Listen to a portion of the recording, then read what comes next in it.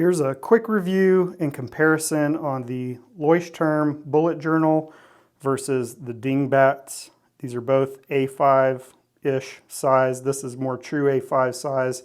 This one's a little bit different. So the first thing I'm going to show you is just the size difference. The Dingbats is just a little bit wider. The bullet journal is a little bit thicker. They both have the elastic straps. Now let's talk about the leather, because the leather's different. This is a smooth leather and this is a pebbled, textured leather. So let's open them up and see what they look like inside. Inside the bullet journal, it looks really nice. It has this gold foil stuff and it has this handy dandy guide for all the bullets inside. So if you want to mark your pages out in certain sections, that's real handy. The Dingbats is just, typical plain inside where you put your name and everything. And the bullet journal does have 3 ribbons. I actually cut them because they're quite long, so I cut them down a little bit, but you get 3 with the bullet journal, and the Dingbats just has 1 ribbon. Both of these are dotted paper. The bullet journal has 120 GSM. The Dingbats has 100 GSM, so both are okay for fountain pens. The color of the Dingbats paper is a little more off-white. You can see that I'll try and get different light on this, but you can see the bullet journal on the bottom is pretty, kind of bright white, and then the upper one is just a little bit darker shade color. I'll put them side by side here. Something else you may notice is the bullet journal is going to have numbered pages, whereas the Dingbats does not. The bullet journal also has these little guide marks on the bottom, so you can, divide your page in half or thirds, which is pretty cool. The pen loop on the bullet journal, I actually had to buy separate. I added this in, but the Dingbats comes standard with a pen loop. Here's one thing I've noticed about the Dingbats, and I first noticed it when I got the little pocket notebook Dingbats, but if you look at the paper, all the pages are perforated. So you can see here there's a perforation line to where each page in the journal can tear out. And I'm not sure that I would like that, because using it a lot and flipping through it a lot, I would hate for the pages to tear. If you use a Dingbats, let me know if you've ever had a problem with that.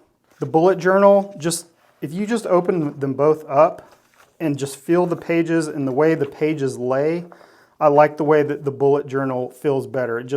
It feels like it lays better than the Dingbats. And there you can see the perforation line pretty good right there. They both have the pocket in the back,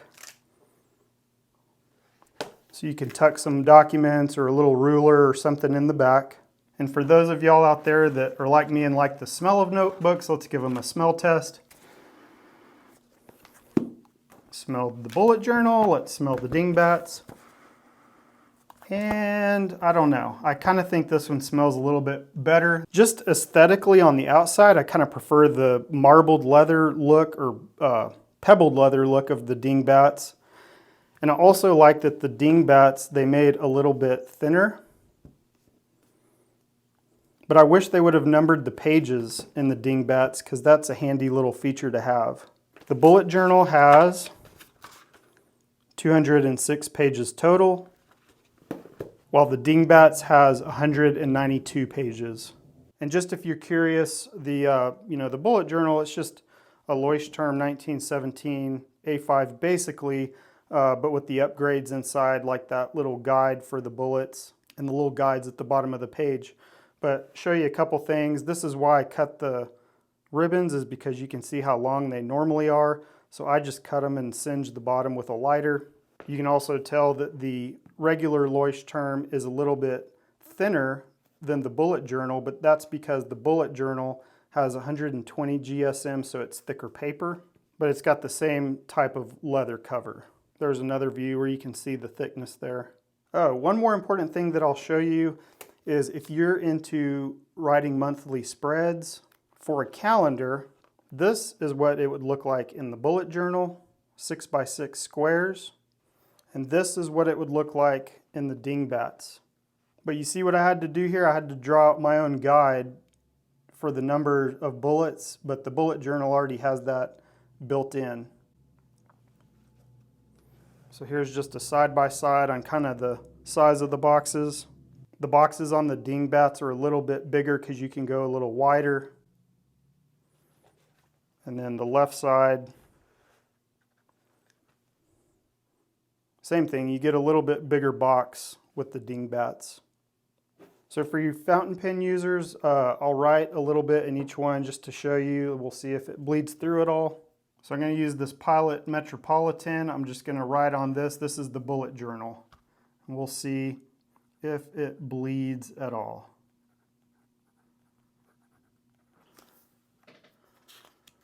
No feathering or anything, and no bleed through. Okay, so now we'll try the Dingbats. Just write on a page here.